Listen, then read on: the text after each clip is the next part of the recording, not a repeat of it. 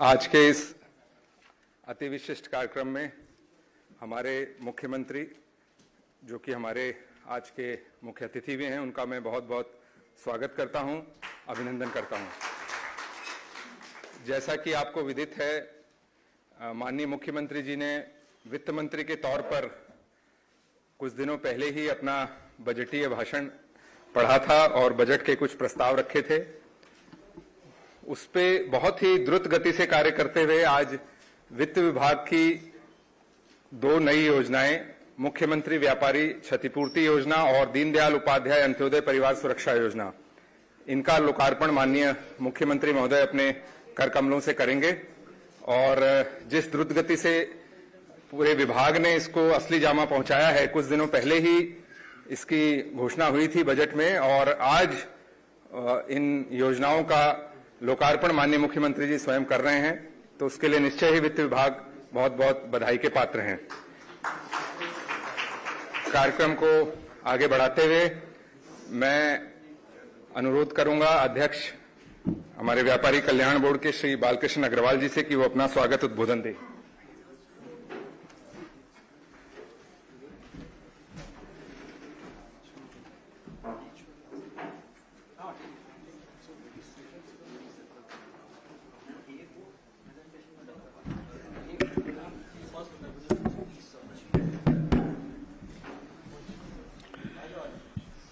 आज इस खुशी के अवसर पर माननीय मुख्यमंत्री महोदय व्यापारियों के लिए क्या कुछ किया है, क्या कुछ करने जा रहे हैं, मित्रों, उसका आनंद लेने का वक्त है। और मैं समझता हूं इनके श्रीमुख से जो भी निकलेगा आपके स्वाभिमान को चार चांद लगाएगा। तो मैं कुछ शब्द इनकी आज्ञा से आपकी सेवा में रख रहा हूं। हरियाणा के यशस्वी मुख्यमंत्री, विलक्षण प्रतिभा के धनी, जिनके रोम रोम में अंत्योदय का निवास है, परम आदरणीय श्री मनोहर लाल जी, हमारे वरिष्ठ वाइस चेयरमैन श्री श्रीनिवास गोयल जी और परम सहयोगी वाइस चेयरमैन श्री सुरेश मित्तल जी, उपस्थित सम्मानित अधिकारीगण और हरियाणा के हर कोने से आए आदरणीय व्यापारी प्रतिनिधि मित्रों, मेरे पूर्व चेयरमैन, हमारे मार्गदर्शन का जो काम कर रहे आदरणीय रामनिवास जी भी आए हैं, मैं उनका भी अभिनंदन करता हूं। आज का दिन व्यापार जगत के लिए बहुत ही स्मरणीय है। आदरणीय मुख्यमंत्री महोदय ने अंतिम छोर पर रहने वाले व्यक्ति की चिंता करते हुए आमजन, छोटे तथा मध्यम दर्जे के व्यापारी के सुरक्षित भविष्य का नया अध्याय आज शुरू कर रहे हैं। मां भारती के प्रमुख सेवक, यशस्वी प्रधानमंत्री श्रद्धेय श्री नरेंद्र मोदी जी ने अमृत काल में विकसित भारत की जो मजबूत नींव रखी है, मित्रों, उसमें हमारे लोकप्रिय मुख्यमंत्री जी आज जिन योजनाओं को प्रारंभ कर रहे हैं वो इसमें मील का पत्थर साबित होंगी, ऐसा सबको अनुभव हो रहा है।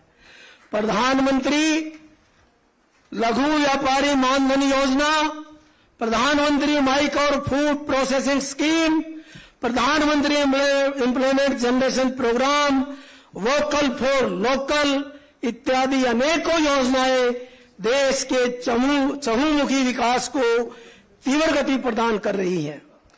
विश्व के बहुत से देशों की अर्थव्यवस्था जहां चरमरा रही है, उसमें भारत के सूक्ष्म, लघु और मध्यम उद्योग, फुटकर तथा मध्यम दर्जे का व्यापार अर्थव्यवस्था को संबल प्रदान कर रहा है। आदरणीय मुख्यमंत्री जी ने बहुत से ऐसे अद्भुत कदम उठाए हैं जिनकी श्रद्धेय प्रधानमंत्री जी ने मुक्त कंठ से प्रशंसा की है। सभी तालियां बजा के अपना मैसेज दिल्ली तक पहुंचाएं।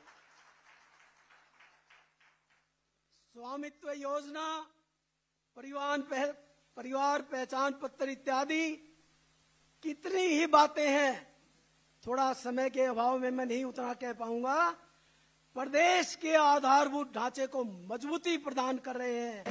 व्यापार जगत के लिए प्रदेश में ऐसा सुखद वातावरण बन रहा है कि आज जो फैक्ट है मैं बता रहा हूं मित्रों, दिल्ली क्षेत्र से व्यापारी समूह माननीय मुख्यमंत्री जी हरियाणा में अपने व्यापार एवं उद्योग को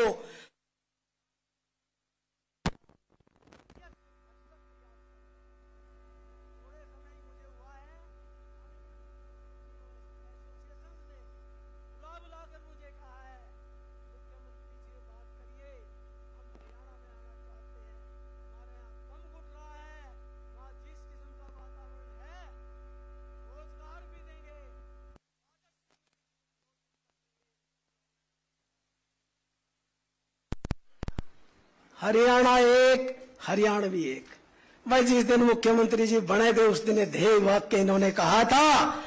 इस ध्येय वाक्य केवल भारत में नहीं मित्रों, विदेशों में भी रहने वाले हरियाणा से संबंधित सभी व्यक्तियों के मन में अपनत्व का भाव जागृत हो रहा है। इसका उदाहरण भी सामने है। बंबई, कलकत्ता, हैदराबाद, जहां जहां मुख्यमंत्री महोदय का जाना हो रहा है, लोग आंखें बिछा कर अभिनंदन के लिए तैयार नजर आते हैं। और इसका प्रमाण मैंने अपनी आंखों से हैदराबाद में देखा। जब आदरणीय मुख्यमंत्री जी रात को 10:30 और 11 बजे पहुंचे तो वे लोग बारिश के समय आंखें बिछाए तैयार बैठे थे। तो ये मुख्यमंत्री जी आपके व्यवहार, आपके कार्य और आपकी जो अपनत्व की सेवा भाव की भावना है, ये उसका परिणाम है। इसके लिए भी हम बहुत बड़े सौभाग्यशाली हैं और आपका धन्यवाद करते हैं। व्यापारियों के संबंध में आदरणीय मुख्यमंत्री जी के समझना इस बात को, व्यापारी का स्वाभिमान व समस्याओं का स्थायी समाधान के दूरदर्शी दृष्टिकोण से समाज में आशा की नई किरण जागृत हुई है। ये सबके लिए गौरव का विषय है। सभी तालियां बजाकर मुख्यमंत्री जी के प्रति आभार व्यक्त करें। हरियाणा व्यापारी कल्याण बोर्ड मुख्यमंत्री जी को आश्वस्त करना चाहता है कि हरियाणा के सर्वांगीण विकास के लिए मुख्यमंत्री जी योजनाएं आप बढ़ाते रहिए। सेठ भामाशाह और जमनालाल बजाज के पचिन्हों पर चलते हुए समरसता का पर्याय, गौरव में अतीत का धनी व्यापारी समाज खजाने को लबालब भरने में अपना भगीरथ प्रयास करता रहेगा। करेंगे ना? बहुत ही संतोष का विषय है। आपके सेवा भावी दृष्टिकोण को समझते हुए हमारे आदरणीय अधिकारीगण भी अपने कर्तव्य की पालना तो कर ही रहे हैं, लेकिन अपने व्यवहार से प्रदेश में माननीय मुख्यमंत्री जी मधुर वातावरण बनाने का भी पूरा प्रयास कर रहे हैं। इसके लिए इनका भी मैं तहे दिल से पूरे प्रदेश के व्यापारियों की तरफ से धन्यवाद कर रहा हूं। पिछले दिनों मित्रों, पंचकुला के सेक्टर 9 की रेहड़ी मार्केट भीषण आग की चपेट में आकर सुहा हो गई। आदरणीय मुख्यमंत्री जी ने मौके पर पहुंचकर दुकानदारों के लिए तुरंत राहत राशि की घोषणा की और अब सभी 132 दुकानदारों को बहुत ही कम मूल्य में 13 लाख 15 लाख जैसा मुझे पता चला कि मैं भी टच में था, मालिकाना हक दे दिया गया है। कर्तव्य होने से आभार व्यक्त करिए, जिसमें सभी दुकानदारों का भविष्य तो सुरक्षित हुआ है, आज करोड़ों के मालिक भी बन गए हैं। 13-15 लाख की दुकानें अधिकारी वर्ग ने आपको ये समझाने के लिए कि मुख्यमंत्री जी ने किस उदार दिल से, किस मानवता के उससे परिवार के सदस्य के रूप में क्या सौगात दी है।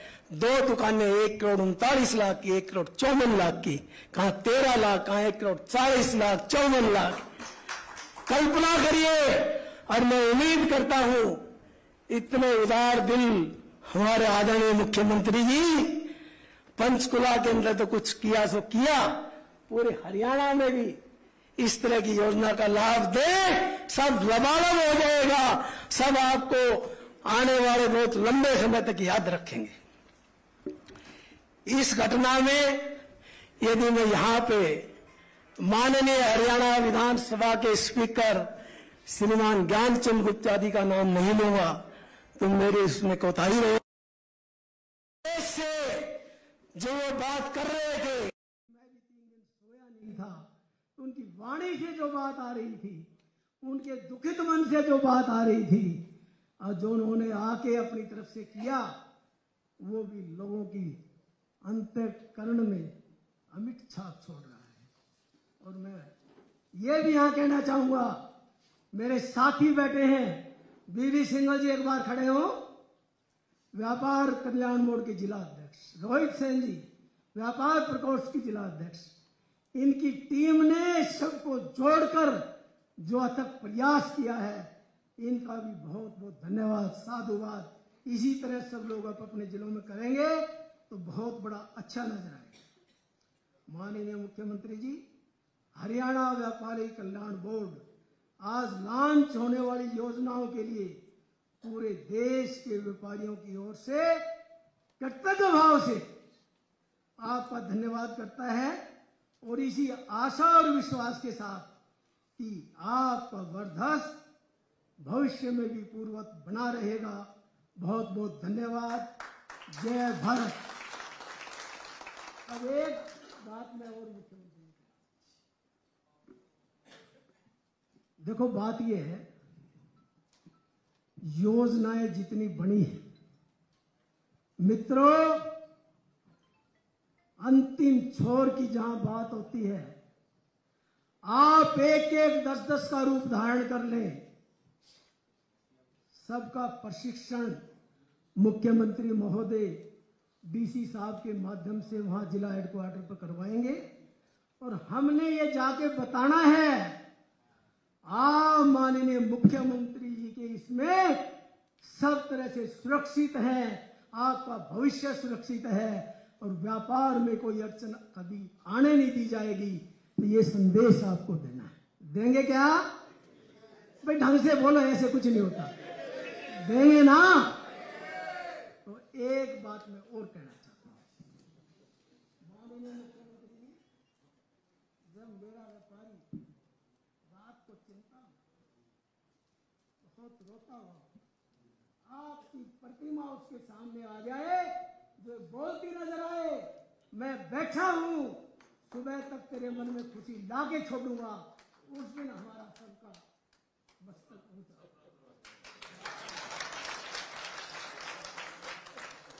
हो जाएगा ना?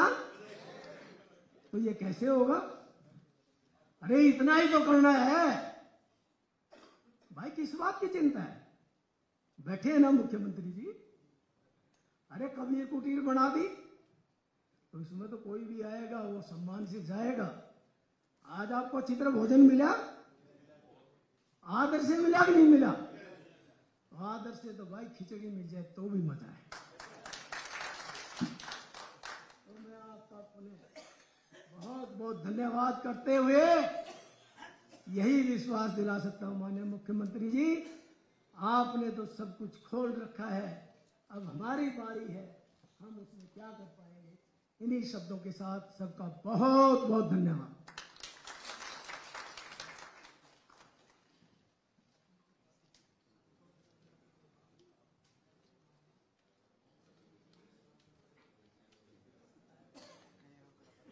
अब मैं माननीय वित्त सचिव महोदय से अनुरोध करूंगा कि आज की जो 2 जन कल्याणकारी योजनाएं जिनका लोकार्पण माननीय मुख्यमंत्री जी द्वारा किया जाना है, उसके बारे में एक प्रस्तुतिकरण हमें दें।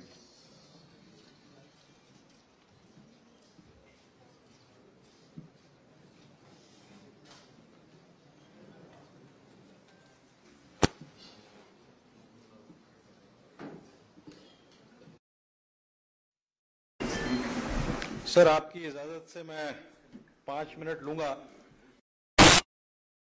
दोनों शुभारंभ कर रहे हैं, उनके बारे में थोड़ी डिटेल्स बताना चाहूंगा।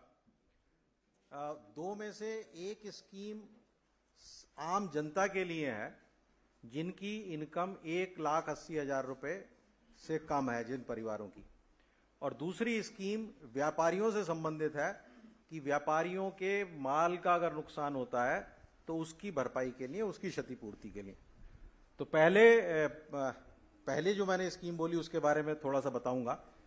ये स्कीम सभी रेजिडेंट्स के लिए है, स्टेट के सभी निवासियों के लिए है जिनकी फैमिली की इनकम 1,80,000 रुपए सालाना से कम है। और ये सारा डेटा आपको पता है कि हमारे पास स्टोर्ड है, जिसको हम पॉपुलरली पीपीपी डेटा बोलते हैं, फैमिली इंफॉर्मेशन डेटा रिपोजिटरी के तौर पे। वहां से वो डिटेल्स उठाई जाएंगी। जिस व्यक्ति की अगर किसी की दुर्भाग्यवश डेथ हो जाए या परमानेंट डिसेबिलिटी हो जाए और उसकी एज 5 वर्ष और 60 वर्ष की एज के बीच में हो, चाहे 5 और 60 के बीच में हो, चाहे डेथ नेचुरल हुई हो या एक्सीडेंटल हुई हो, तो उस डेथ पे या परमानेंट डिसेबिलिटी पे सरकार मदद करेगी। नेक्स्ट स्लाइड, ये आ गई। मुझे ध्यान नहीं रहा कि स्लाइड भी मैंने ही बदलनी है। ये काम जनरली इसमें आप देखेंगे कि असिस्टेंस जो है वो एज के साथ वेरी करती है। जो 5 साल से 12 साल तक के बच्चे हैं उनकी 1 लाख, 12 से 18 साल तक के बच्चों की 2 लाख, 18 साल से 25 साल तक के बच्चों की 3 लाख, 25 साल से 40 साल तक के बच्चों की 5 लाख और 40 साल से लेके 60 साल तक की उम्र वालों की 2 लाख। इसमें एक आप नीचे नोट देख रहे होंगे कि अगर उस व्यक्ति को कोई पात्रता बनती है, प्रधानमंत्री जो जीवन ज्योति बीमा योजना है या प्रधानमंत्री सुरक्षा बीमा योजना है, तो वो उसमें मिल जाएगी और उसका जितना बाकी अमाउंट होगा वो स्टेट देगी। नेट, जैसा मैंने बताया, नेट असिस्टेंस उसमें कैलकुलेट करके इस स्कीम से दिया जाएगा। कहने का मतलब ये हुआ कि ये उसी टेबल को दोबारा दर्शाया गया है कि अगर प्रधानमंत्री योजना के तहत कवर होता है तो ठीक है, उसकी बैलेंस अमाउंट हम देंगे, और नहीं कवर होता है तो पूरा अमाउंट सरकार देगी। इसमें जो प्रोसीजर है वो बड़ा आसान है कि जब भी कभी ऐसी कोई दुर्घटना होती है तो उसकी पोर्टल के ऊपर जो भी उसके परिवार का व्यक्ति है या अगर उसका परमानेंट डिसेबिलिटी का है तो वो उस पोर्टल पे जाके, जिस पोर्टल को आज सीएम साहब लॉन्च कर रहे हैं, वहां जाके अपनी सूचना देंगे। और अगर तो किसी वजह से death head of the family की हुई है तो उससे अगला जो 60 साल से कम तक का व्यक्ति होगा उस परिवार का, उसको दी जाएगी। और अगर परमानेंट डिसेबिलिटी वाला इशू है हेड ऑफ द फैमिली का, तो भी उसको दी जाएगी। लेकिन अगर फर्ज करिए कि हेड ऑफ द फैमिली की बजाय किसी और की डेथ होती है तो वो amount head of the family को दिया जाएगा। दूसरा प्रेजेंटेशन एक बार लोड करना।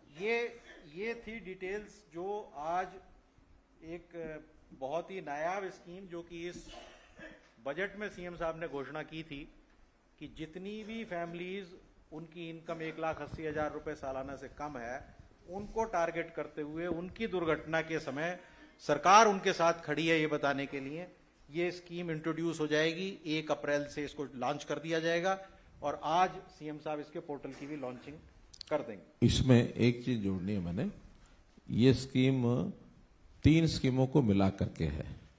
2 स्कीमें प्रधानमंत्री जी की पहले से चल रही हैं। एक स्कीम चल रही है प्रधानमंत्री जीवन ज्योति बीमा योजना, दूसरी चल रही है प्रधानमंत्री सुरक्षा बीमा योजना। तो जो जीवन ज्योति बीमा योजना है, इसका उस पहली वाली योजना में 436 रुपए साल का प्रीमियम है, और दूसरी योजना जो है प्रधानमंत्री जीवन सुरक्षा बीमा योजना, उसमें साल का 20 रुपए का प्रीमियम है सिर्फ। और 1,80,000 रुपए से नीचे वाले जो परिवार हैं उनका ये जो प्रीमियम है वो सरकार भरेगी, ताकि उनको समस्या ना रहे। केवल पहली बार रजिस्ट्रेशन उनको कराना होता है, उनकी कंसेंट लेनी होती है कि हाँ मैं जो है इस बीमा योजना का लाभ उठाना चाहता हूं। पैसा वो भी उनको मिलेगा, लेकिन पहली बार उनके अकाउंट से पहले जाएगा, फिर वो सैंक्शन होगा, फिर हम अकाउंट में पैसा डाल देंगे, आगे हर साल हम डालते रहेंगे उस पैसे को। तो वो 2 लाख रुपया, 2 लाख उसमें है, 2 उसमें है।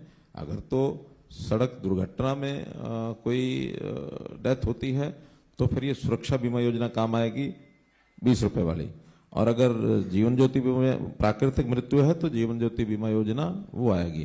तो हर व्यक्ति का यानी अगर हम उसका मृत्यु का करते हैं 436 का, उसमें वो इंक्लूड है, उसमें इंक्लूड है। सर ये प्रीमियम जैसा आपने बताया, ये प्रीमियम उन सब लोगों का जमा कराने के लिए ऑलरेडी हमारा प्रोसेस चल रहा है। वही चल रहा है, सबका नहीं है, 180 तक का, 180 तक, हाँ वो चल रहा है। लेकिन वो 2 लाख रुपए का जहां हो जाएगा तो वो 2 लाख रुपए वहां से मिलेगा, और बाकी जो घोषणा की है वो 2 लाख छोड़कर बाकी वो सरकार इस न्यास से जमा कराएगी। और उसमें अगर वो 436 जमा कराया तो उसमें चाहे प्राकृतिक हो चाहे दुर्घटना हो, दोनों है ना, बिल्कुल सर, डेथ के केस डेथ के दोनों है। और अगर केवल 12 रुपए यानी 20 रुपए कराया है तो उसमें प्राकृतिक नहीं है, केवल दुर्घटना है। हाँ, लेकिन किसी भी तरीके की डेथ हो हम तो उसको पूरा कर देंगे। 5 वर्ष से 12 वर्ष 1 लाख, 12 से 18 2 लाख, 18 से 25 3 लाख, 25 से 40 5 लाख, 40 से 50 2 लाख, 50 से 70 2 लाख, नहीं 50 से 70 ये है जो एक्सीडेंटल है, एक्सीडेंटल 70 साल तक है। हाँ, तो 50 से 70 केवल एक्सीडेंटल है तो 2 लाख मिलेगा। प्राकृतिक मृत्यु में सरकार देगी।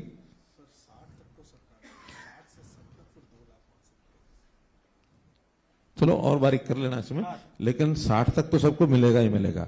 70 जो है लेकिन मिलेगा, वो सेंटर की स्कीम का पार्ट है। नहीं वही पैसा तो हम भर ही रहे हैं ना, पैसा तो सरकार का ही है। जो पैसा हम दे रहे हैं तो हमारी तरफ से ही हो गया हो। और उसमें भी अगर प्राकृतिक मृत्यु है तो हम अपने अकाउंट में से देंगे, और एक्सीडेंटल है तो उस अकाउंट में से आएगा। यानी अल्टीमेटली 70 साल तक डेथ होगी तो 2 लाख मिलेगा। और 70 साल के बाद अब भगवान के जिम्मे, वो भगवान के जिम्मे है। सर आगे बढ़ाते हुए अब स्पेसिफिकली ट्रेडर्स, क्योंकि आज यहाँ मौजूद हैं, सभी जिले के प्रधान आए हुए हैं, इसमें 2 स्कीम, 9 मेंबर हैं, उनमें से भी आप हाँ, स्टेट व्यापारी ट्रेडर वेलफेयर बोर्ड के भी मेंबर्स और चेयरमैन हैं, जैसा आपको पता ही है, और जिलों से भी आए हुए हैं। इसमें 2 स्कीमें हैं सर। एक स्कीम ऑलरेडी, हालांकि हम उस पर रजिस्ट्रेशन मांग रहे हैं, अभी रजिस्ट्रेशन कम हुई है, तो मैं एक ब्रीफली बहुत बता दूं। ये स्कीम पहले चल रही है, निजी दुर्घटना योजना, जो कि अगेन व्यापारियों के लिए है, जिसमें 5 लाख रुपए तक का कंपनसेशन है। इसमें भी आप इस स्कीम के लिए भी लोगों को कहें कि वो इसमें भी रजिस्टर कराएं। बेसिकली हमने प्रोविजन ये रखा है कि वो सभी लोग जो जीएसटी में रजिस्टर्ड हैं वो इसको रजिस्टर करने के लिए एलिजिबल हैं, लेकिन ये पता करने के लिए कि कितने लोग इस स्कीम में आ रहे हैं, एक बहुत सिंपल रजिस्ट्रेशन प्रोसेस रखा हुआ है, जिसकी रजिस्ट्रेशन फीस सिर्फ 50 रुपए है, ईयरली रजिस्ट्रेशन फीस।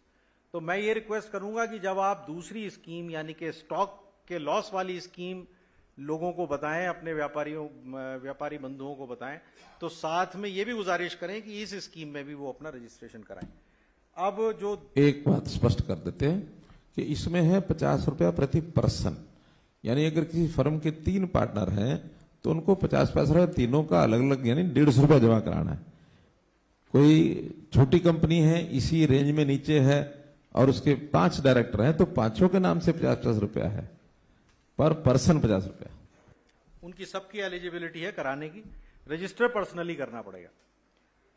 इसमें जो अब आज से ये स्कीम लॉन्च हो रही है, जिसमें कि आपकी जो स्टॉक है, वो स्टॉक का लॉस अगर हो जाए किसी भी कारणवश, जो कि कारण इसमें स्कीम में दिए हुए हैं, तो उसको भी कंपनसेट करने के लिए स्कीम बनाई है। फायर कवर होगी, राइट्स कवर होंगे, नेचुरल कैलेमिटीज कवर होंगी इसमें। और इसका अगेन ऑनलाइन पोर्टल है जो कि सीएम साहब आज जिसको शुभारंभ कर देंगे। और एक ऑनलाइन ईयरली रजिस्ट्रेशन कराना पड़ेगा। जो भी व्यापारी इस स्कीम में पार्टिसिपेट करना चाहते हैं, वो इस पे डिपेंड करता है कि अगर कुछ लोगों ने जिन्होंने कोई और इंश्योरेंस लिया हुआ है वो बेशक ना कराएं, लेकिन आप देखेंगे कि इस स्कीम में पार्टिसिपेट करना उन सब लोगों के लिए फायदेमंद है जिन लोगों ने कोई बाहर से दूसरा इंश्योरेंस नहीं लिया हुआ है। और इसके लिए रजिस्ट्रेशन का टाइम पीरियड भी हमने रखा है।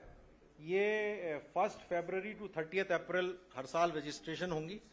इस साल क्योंकि हम अब आज से शुरू हो रहे हैं तो इस साल समय थोड़ा सा कम रहेगा, 30 अप्रैल तक करेंगे।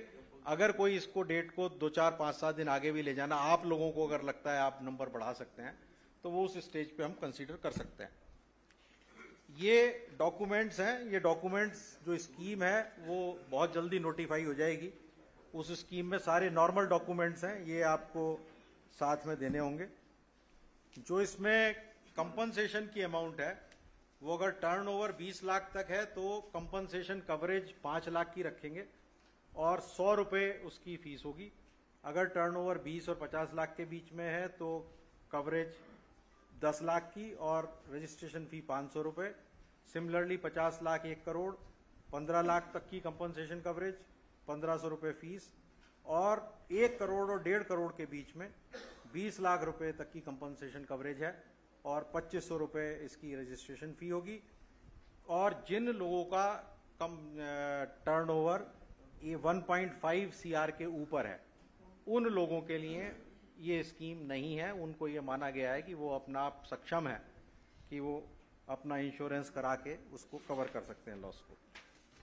बहुत ब्रीफली इसकी इंटीमेशन कोई भी इस तरीके का लॉस हो तो 24 घंटे के अंदर अंदर आपको पोर्टल पे देनी होगी, जिससे कि ट्रेडर वेलफेयर बोर्ड को भी पता लग जाएगा और जो सुरक्षा न्यास है सरकार का ट्रस्ट के रूप में काम करेगा उसको भी पता लग जाएगा। Claim form trader welfare board 7 दिन के अंदर अंदर उसको वेरीफाई कर देगा। उसके बाद सर्वेयर को नियुक्त कर देगा ट्रस्ट और वो सर्वेयर 2 दिन के अंदर अंदर उस क्लेम फॉर्म को रिसीव करके जो उसने सर्वे करना है वो सर्वे वगैरह करके और फाइनल सर्वे रिपोर्ट के लिए हमने उसको 3 हफ्ते का समय दिया, 21 दिन में सबमिट कर देगा। और उसके बाद सुरक्षा न्यास जो कि ट्रस्ट के रूप में काम करेगा, हरियाणा सरकार का ही है अगेन, वो उस फाइनल सर्वे रिपोर्ट के आने के 1 महीने के अंदर अंदर उसका भुगतान करेगा और डायरेक्टली जो बेनिफिशियरी है उसके अकाउंट में ये पैसा जाएगा। ये बाई एंड लार्ज इस स्कीम की डिटेल्स हैं। और क्वेश्चन आंसर इनके आपने कुछ रखे हुए सर? दो चीजें क्लियर करता हूं अनुराग जी। एक चीज तो ये जो रजिस्ट्रेशन का पैसा रखा गया है कुल मिला के तो एक प्रकार का ये प्रीमियम ही है और ये प्राय जो जनरल इंश्योरेंस कंपनीज का प्रीमियम है उससे लगभग आधा है, क्योंकि अल्टीमेटली तो एक ट्रस्ट है, उस ट्रस्ट में ये पैसा आएगा, उसी में से नुकसान होगा तो जाएगा। ट्रस्ट का कोई मोटिव प्रॉफिट कमाना नहीं है, कुछ कम पड़ेगा तो सरकार डाल देगी, लेकिन उसमें सबसे इकट्ठा होगा और क्षतिपूर्ति कर दी जाएगी। दूसरा इसमें है रजिस्ट्रेशन जो है अनुराग जी, रजिस्ट्रेशन 40 लाख से नीचे जिसका टर्नओवर है उसको रजिस्ट्रेशन अनिवार्य नहीं है, लेकिन रजिस्ट्रेशन कराना चाहिए। बहुत लोगों ने उससे नीचे रजिस्ट्रेशन कराया है, वो कंपोजिट स्कीम में आ सकते हैं 1% वाली स्कीम में, और जिनको इसका लाभ लेना है उनको तो रजिस्ट्रेशन करना ही होगा। रजिस्ट्रेशन की लोअर लिमिट कोई नहीं है, अगर वो 5 लाख रुपया टर्नओवर वाला व्यक्ति भी रजिस्ट्रेशन करना चाहे तो करा सकता है।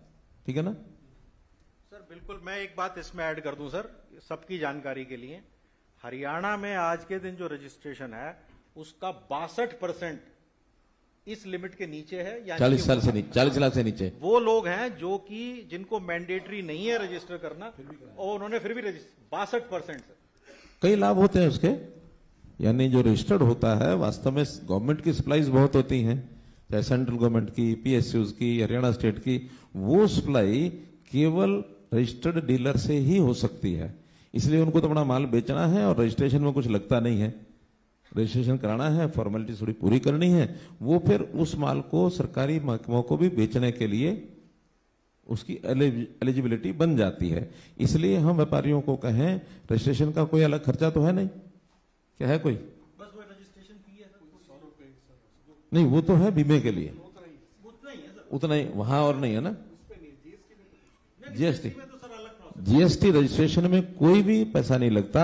यहां बीमा कवर करने के लिए सिर्फ छोटे व्यापारी को 100 रुपया देना है साल का, इससे ज्यादा नहीं देना।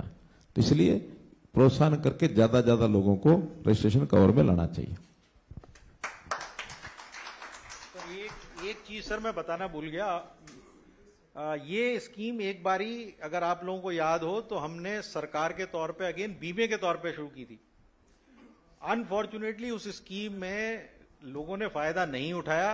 रिजल्ट ये निकला कि जितना हमने प्रीमियम बीमा कंपनी को दिया उसका बहुत छोटा सा पोर्शन लोग क्लेम कर पाए। तो आप सब लोगों से अनुरोध है कि इसमें अपने अपने डिस्ट्रिक्ट्स में जाके बाकायदा मीटिंग्स करें और मीटिंग्स करके लोगों को प्रोत्साहित करें कि इसमें ज्वाइन करें।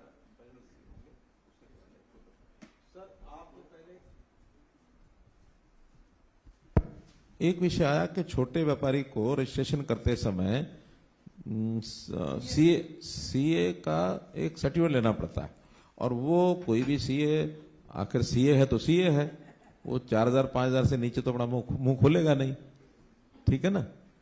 तो इसमें 20 लाख रुपए से नीचे का कोई व्यापारी अगर रजिस्ट्रेशन करना चाहता है और वो अपना सीए सर्टिफिकेट उसको चाहिए, तो हम गवर्नमेंट एम्पैनल्ड सीएस की लिस्ट जारी कर देंगे और उससे कराएंगे।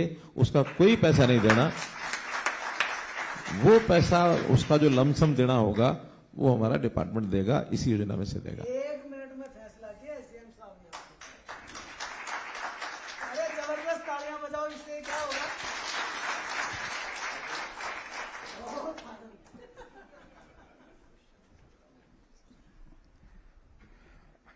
अब मैं माननीय मुख्यमंत्री महोदय जी से प्रार्थना करता हूं कि वो रिमोट का बटन दबाकर दोनों जन कल्याणकारी योजनाएं हैं उनका लोकार्पण करें।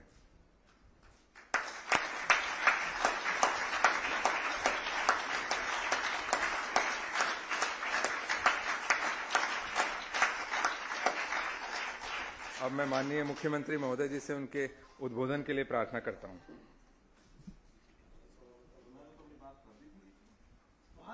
आशीर्वाद तो आप दोगे जिम्मेदार है ना। क्वेश्चंस पहले नहीं ले सर, आप पहले स्वागत ढंग से करवाएंगे, आप कहोगे जब सीएम साहब जाएंगे, ऐसी कोई बात है क्या? इनको बोलने थोड़ा बाद में स्वागत करेंगे, इसके लिए 5-7 मिनट देते हैं।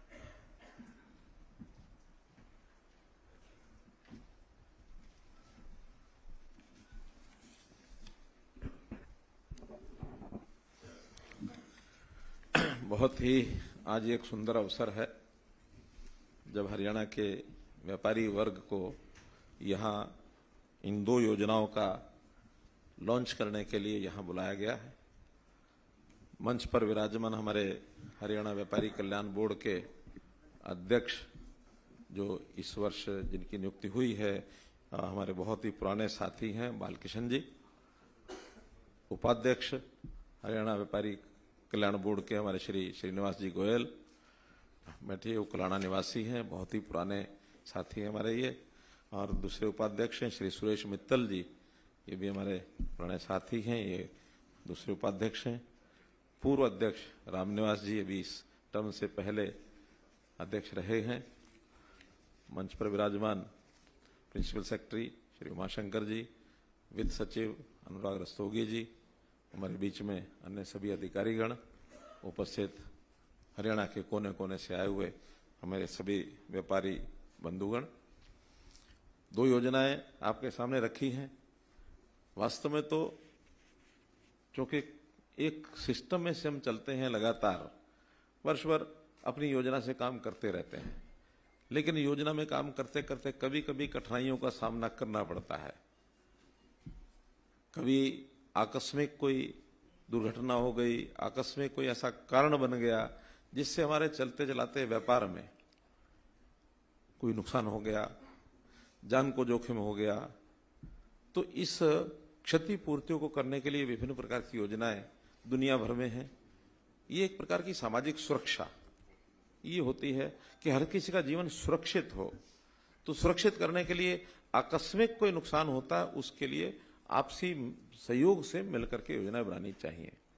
तो इसमें सभी लोग मिलकर के जो योजनाएं बनाते हैं वो योजनाएं ऐसी होती हैं कि आने वाले समय का, भविष्य का कुछ भरोसा नहीं होता। उस समय की कोई बात अनहोनी ना हो जाए तो सब मिलकर के कोई ना कोई एक निधि इकट्ठी कर लें और उस निधि के बाद जिसका नुकसान हो उसको वो दे दिया जाए। एक प्रकार का ये सहकारिता का सिस्टम है, कोऑपरेटिव सिस्टम है। इसको बीमा कंपनी, जीवन बीमा कंपनी, हम कुछ भी कह लें। उस योजना के अलग अलग प्रकार करते हुए हमने एक न्यास बना दिया कि हरियाणा सरकार का एक न्यास रहेगा। उस न्यास में कुछ कलेक्शन जो बेनिफिशियरीज हैं जिनको लाभ मिलना है उनका एडवांस एक प्रीमियम थोड़ा सा लेकर के डाल दिया जाए, कुछ पैसा सरकार का डाल दिया जाए, मिली जुली योजनाएं बनाएं। और खास करके ये योजनाएं जो थोड़ा सा अपने व्यापार में या आर्थिक स्थिति के नाते से बड़ों से थोड़ा नीचे हैं, कमजोर हैं, छोटा व्यापारी है, उसके लिए बहुत आवश्यक है। बड़ा व्यापारी शायद उसकी हड्डी सहन कर लेगी, उसकी इतनी ताकत है, वो एक जगह नहीं 10 जगह काम करता है, कहीं एक जगह नुकसान हो गया तो बाकी जगह से उसकी पूर्ति वो कर लेगा। लेकिन जिसका एक ही काम है उसी में नुकसान हो गया तो उसके लिए तो बहुत मुश्किल हो जाती है, रातों रात खत्म हो जाता है। जैसा बालकृष्ण जी कह रहे थे कि रात को वो चिंतित होता है, उसको पता नहीं सवेरे तक क्या हो जाए। हम अपने मार्केट में, दुकान में ताला लगा के आते हैं, सवेरे उठने से पहले कोई उल्टा सीधा समाचार मिल जाता है। तो ऐसे अवसर पर कोई तो चिंता करने वाला हो।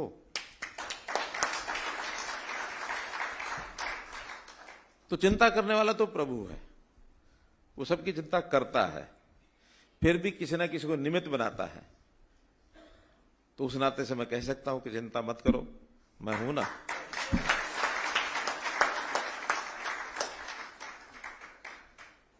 और मुझे भी अपने पास से कुछ नहीं करना, पूरा प्रदेश है, इस पूरे प्रदेश में सब लोग मिल करके, प्रधानमंत्री जी ने कहा सबका साथ, सबका विकास, सबका विश्वास, सबका प्रयास, सब मिल करके करेंगे। और मिलके करने में भूमिका जो है व्यापारी की बहुत बड़ी भूमिका है, छोटी भूमिका नहीं है। व्यापारी को सरकार का भामाशाह ये कहा गया है।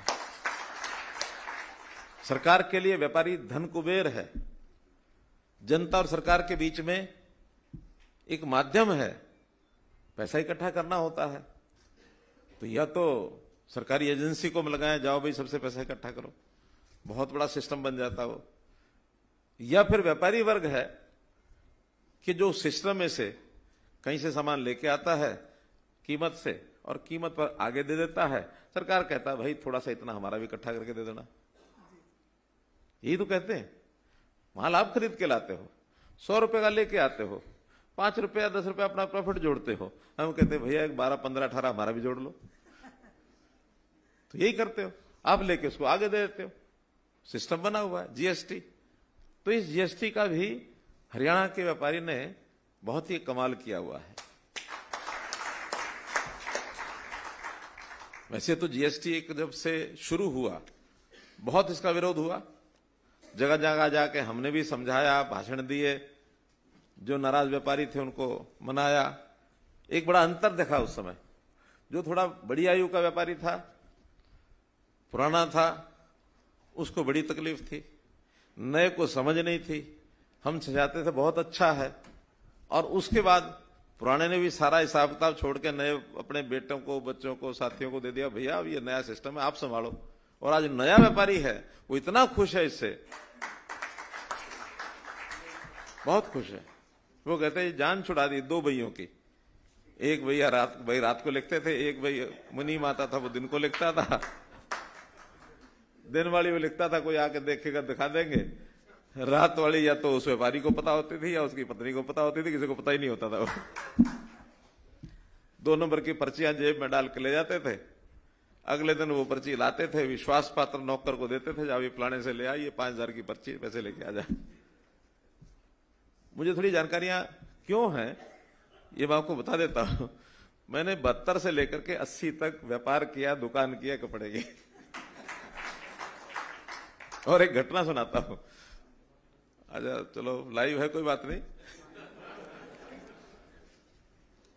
देखिए ये सब करते थे, आज कोई नहीं करता।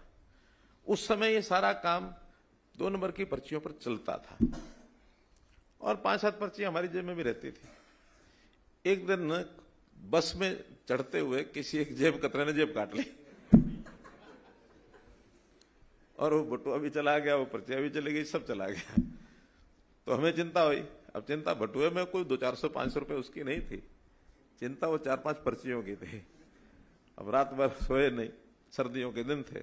सवेरे सवेरे उठ के बस में बैठ करके मैं जिस जगह, क्योंकि जब मैं बस में चढ़ा उस समय कटी, तो ध्यान में आया कि हाँ इस जगह पर कटी है। तो दिमाग ने काम किया, थोड़ा उस जगह उतर के मैं उस रूट के ऊपर कोई आधा किलोमीटर 1 किलोमीटर पैदल चल के मैंने देखता हूं, और पैदल चलते चलते एक साइड में किनारे पर वो पर्चियां मिल गई कि वो किसी और के काम की तो थी नहीं ना। जिसने पैसे निकाले उसको तो, जो बटुए में पैसे थे उसका मतलब था, उसको पर्चियां क्या लेने देनी थी। तो मेरा कहने का मतलब इन चीजों को ठीक करने में अब उस समय समझ नहीं थी, आज हमको समझ है कि नहीं, व्यापार भी या और भी सारी चीजें इतनी शुद्ध होनी चाहिए कि रात को आराम से नींद आ जाए। तो जीएसटी का जो विरोध हुआ था 6 महीने साल भर विरोध चला। 2016-17 में कब शुरू हुआ था? 17-18 में, 1 जुलाई 17। लेकिन उस एक साल के बाद वो धीरे धीरे दबते दबते दबते सारा विरोध समाप्त हो गया और आज लोग प्रसन्न हैं, खुश होकर के जीएसटी जमा कराते हैं। देश ने रिकॉर्ड तोड़ा। 4 महीने पहले जो मंथली कलेक्शन होती है 1,66,000 करोड़ रुपया देश में जीएसटी इकट्ठा हुआ। और एक अच्छी बात यह है कि GST collection per capita collection, इसका भी हिसाब लगाते हैं वो, आबादी के हिसाब से सबसे ज्यादा कलेक्शन कहां की है। छोटे प्रदेश तो वो अलग एक ग्रुप है 8-9 प्रदेशों का, बड़े प्रदेशों का अलग ग्रुप है। छोटे प्रदेशों में तो सिक्किम है, सिक्किम के बाद गोवा है, बड़े प्रदेशों में नंबर 1 पर हरियाणा है। यानी हमारा कलेक्शन 2,54,00,000 की आबादी पर पिछले साल 21-22 में 68,142 करोड़ रुपया कलेक्शन हुआ। 25,000 के करीब एवरेज आता है। 26,700 समथिंग है पर हेड। यानी एक आदमी जितना माल खपत करता है उसमें से 26,000 रुपया वो सरकार को देता है, बाकी खुद खाता पीता है। तो ये ठीक है कि उसमें से कलेक्शन में से बहुत सामान ऐसा भी है जो हमारे यहां उपयोग नहीं होता, वो दूसरे प्रदेशों में चला जाता है, फिर वो टैक्स वहां चला जाता है, रिटर्न भी होता है। एक्चुअल जो इनकम है वो कम है, लेकिन कलेक्शन इतनी है। तो ये हरियाणा के व्यापारी का एक बहुत बड़ा एक सुंदर एक सिस्टम बना हुआ है।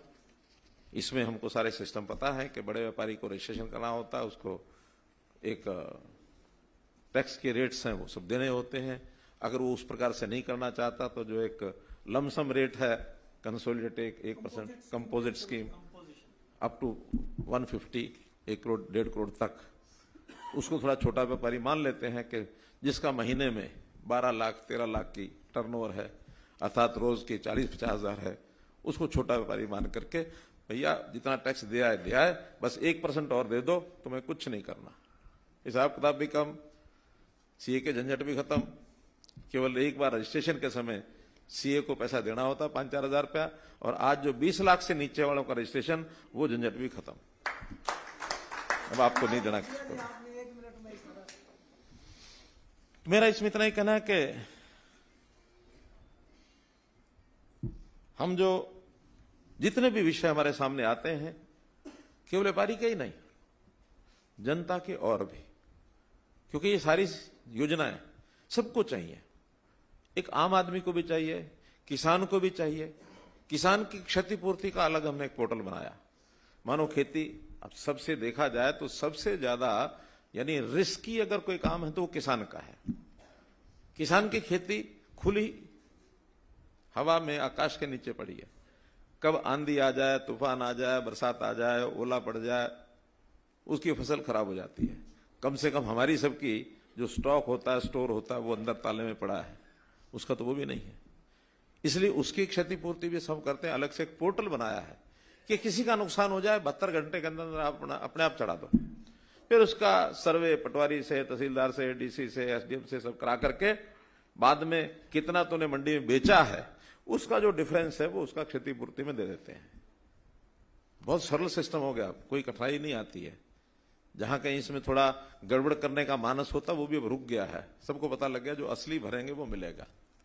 लेकिन अभी भी बहुत से वर्ग ऐसे हैं जिनका कोई माली नुकसान होता है तो उसके अंदर थोड़ा अभी कमी है। जैसे बहुत छोटा रेडी खोमचे वाला आदमी है, अब उसका जीएसटी नंबर तो है नहीं, ना वो रजिस्टर करेगा, एक 10-20 हजार रुपए का सामान लगाता है तो 10 बेर कर सकता है वो, ऐसा नहीं कि नहीं कर सकता, लेकिन फिर भी बड़ी कठिनाई उसके लिए भी है। हम संभालने में भी बड़ी दिक्कत आएगी, हर रेडी खोमचे वाले का कैसे हिसाब रखेंगे।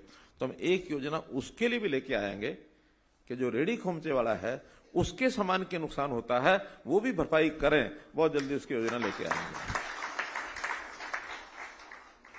जहां तक सेक्टर 9 की मार्केट का जिक्र किया, वहां तो 132 ऐसे खोखे वाले थे जिनका सब रातों रात नाश हो गया, नुकसान हो गया।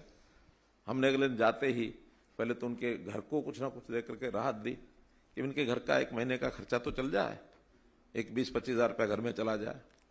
फिर बाद में तुरंत डिपार्टमेंट को, एचएसपीपी को बुला करके उनकी जमीन उनको अलॉट कराई, उनसे बहुत सस्ते पैसे में उनको दिया। और न केवल 9 मार्केट में, आप बैठे हैं बीपी अग्रवाल, 3 और मार्केटें जो ठीक ठाक थी उनको भी दे दिए, 4 मार्केट में दिए। और उसके बाद फिर सारे हरियाणा में कर दी कि इस प्रकार की कोई मार्केट कहीं है और वो सरकारी जमीन पर है तो हम उसको थोड़ा पैसा ले करके और उसको दे देंगे ताकि उसकी दुकान पक्की हो जाए।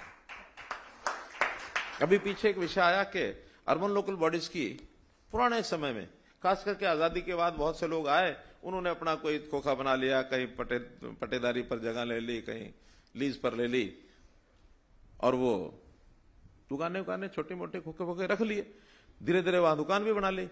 अब इतने साल हो गए हैं, 70 साल के बाद भी दुकान वो छोड़ सकते नहीं, क्योंकि रोजी रोटी का विषय है। कुछ लोगों ने दुकानें आगे दूसरों को भी दे दी पगड़ी पर, आखिर पगड़ियों पर ये सारे विषय चलते हैं जैसे किराएदार देते हैं। तो उस नाते से ध्यान में आया कि क्यों नहीं इनकी मलकियत इनको दे दी जाए। 20 साल से पुराना अगर किसी का विधिवत लीगल कब्जा है, कोई उसके पास रसीद है, पर्ची है, कुछ भी है, तो उससे एक रेट तय कर दिया कि इस रेट के हिसाब से पैसा जमा और रजिस्ट्री करा लो। हजारों केस ऐसे आ गए हैं, कुछ तो हो भी गए हैं। मोहित जी कितने हुए हैं? 800 2000 एप्लीकेशन आ गई है, तो उसमें से 1200 प्रोसेस में, 800 हो गए हैं। प्रोसेस में कुछ कागजी कार्रवाई और कहीं कहीं गड़बड़े क्या हुई। हमारे सरकारी जो डिपार्टमेंट है ना, वो भी बड़े मजेदार हैं जैसे काम करते हैं। शहरों में जमीन तो अलग अलग विभाग की होती है, तो वहां क्या पीडब्ल्यूडी की जमीन है, इरिगेशन की है, किसी ने खोखा वहां लगाया और वो म्यूनिसिपैलिटी में गया, जी हम जो ये लगाए बैठे हैं जरा हमारी पर्ची काट दो। जमीन पीडब्ल्यूडी की, इरिगेशन की, किराया चढ़ा दिया यूएलबी ने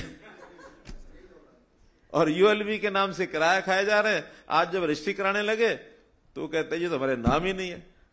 अब यूएलबी वाले पकड़े गए, तब जाके हमने चीफ सेक्रेटरी कहा कि भी शहर के अंदर इस पॉलिसी को सारे डिपार्टमेंट जितनी जमीनें सबकी हैं सब अडॉप्ट कर लें, सब इस हिसाब से दे दें। तो मित्रों, आज आपको मैं इस विषय पर बहुत बहुत बधाई देना चाहता हूं। और जो 2 स्कीमें शुरू की गई हैं, नाम इसका एक का तो बहुत बड़ा सा रखा है, दीनदयाल उपाध्याय अंत्योदय परिवार सुरक्षा योजना। शायद कोई याद रखे ना रखे, लेकिन मुझे बैठे बैठे ध्यान में आया कि दयाल उपाध्याय, तो ये दयालु बन जाता है, सार्थक नाम है कि नहीं? तो ये दयालु योजना, जिसमें हम 5 वर्ष से 12 वर्ष तक 1 लाख रुपया, 12 से लेकर 18 वर्ष तक 2 लाख रुपया, 18 से आगे जो भी योजना बनाई है, उस योजना का नाम दयालु योजना रहेगा। इसको इसी ढंग से उल्लेखित करें, ठीक है? और दूसरी योजना, उसको संक्षेप में नाम है क्षतिपूर्ति योजना। उस क्षतिपूर्ति योजना का दायरा कैसे कैसे बढ़ाएंगे वो धीरे धीरे आप लोगों को पता लग जाएगा। और बाकी सारी स्कीम का जो विवरण है वो सब बता दिया है। इसमें हमारे जो रजिस्टर्ड लोग हैं, जैसा बताया कि 60,000 लोग, 60% लोग तो जो 40 लाख से नीचे का रजिस्ट्रेशन है, एक बहुत बड़ा अच्छा, क्योंकि प्रधानमंत्री जी ने एक बार हमको कहा था कि देखिए रजिस्ट्रेशन में किसी को नुकसान होने वाला नहीं है, कुछ लाभ ही होगा, छोटे बड़े सबका रजिस्ट्रेशन कराओ ताकि आगे चल करके उनको बड़े होने का मौका मिलेगा। और जब वो 40 लाख से बढ़ जाएंगे तो उनको अचानक कोई दिक्कत नहीं आएगी, 40 लाख 50 हो गया, 60 हो गया, हर किसी इच्छा करेगी मैं ज्यादा बढ़ूं आगे। टैक्स देने में किसी को कोई संकोच नहीं होता। टैक्स देने का संकोच एक ही समय होता है कि जब मैं टैक्स दे रहा हूं, मेरा पड़ोसी टैक्स नहीं दे रहा, उस समय तकलीफ होती है, फिर उसका माल बिकता, मेरा नहीं बिकता, यही होता ना। और अगर सब देने लग जाए तो फिर भैया चाहे वो 10% हो, चाहे 12 हो, चाहे 25 हो, सभी दे रहे हैं तो खर्चाते मालते पैना हो गया ना। चलिए, एक विषय शायद इस योजना में कहीं आया नहीं है कि ये जो बीमा है, ये बीमा जो पहले से बीमित फर्में हैं या जो संस्थान है, उसको बीमा नहीं कराना है और ना उसको उपयोगी होगा, क्योंकि बीमा एक ही जगह से मिलेगा। और जो लोग लोन लेकर के अपना कहीं ना कहीं से काम चलाते हैं, उनका बीमा पहले से बैंक कराता है, उनको नहीं कराना इसमें, वरना कहीं कहेंगे लो जी हमने तो इसलिए करा दिया था, उधर से भी मिलेगा इधर से भी मिलेगा, दो जगह से नहीं मिलेगा। बाकी जो बातें हैं सारी हमारे अनुराग रस्तोगी जी ने बताई हैं। मैं आपको इस अवसर पर बहुत ही शुभकामना देता हूं। इसी प्रकार से आप बढ़ें, कभी भी किसी प्रकार की कोई कठिनाई आए तो आप अपने जो हरियाणा व्यापारी कल्याण बोर्ड जो है, इनके अध्यक्ष हैं, इनके उपाध्यक्ष हैं और जो मेंबर्स हैं, किसी के